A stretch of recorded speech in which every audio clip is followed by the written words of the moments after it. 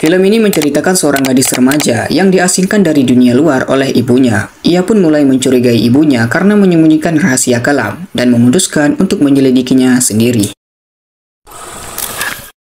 Gadis lumpuh ini tiba-tiba menyadari bahwa ibunya telah memberinya obat selama 18 tahun yang ternyata malah penyebab dibalik penyakitnya. Namun dia tidak langsung bertanya kepada ibunya, melainkan pura-pura tetap meminum obat itu.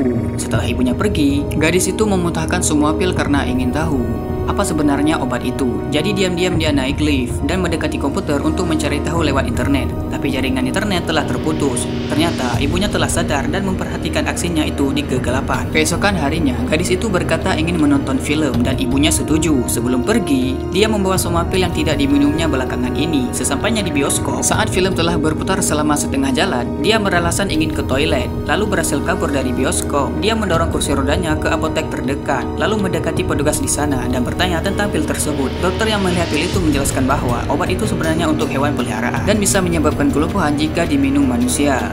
Saat itu juga ibunya datang dan berbohong pada orang-orang, mengatakan bahwa putrinya tidak waras. Ibunya lalu menyuntikkan dengan obat penenang. Gadis itu pun pusing dan jatuh pingsan dalam pelukan ibunya. Ketika sadar, dia sudah berada di kamarnya. Dia mencoba keluar tapi gagang pintu tak bisa diputar.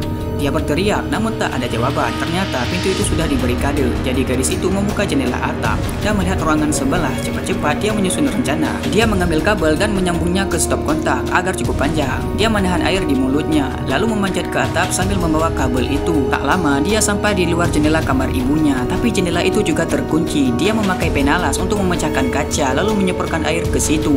Kaca jendela pun pecah.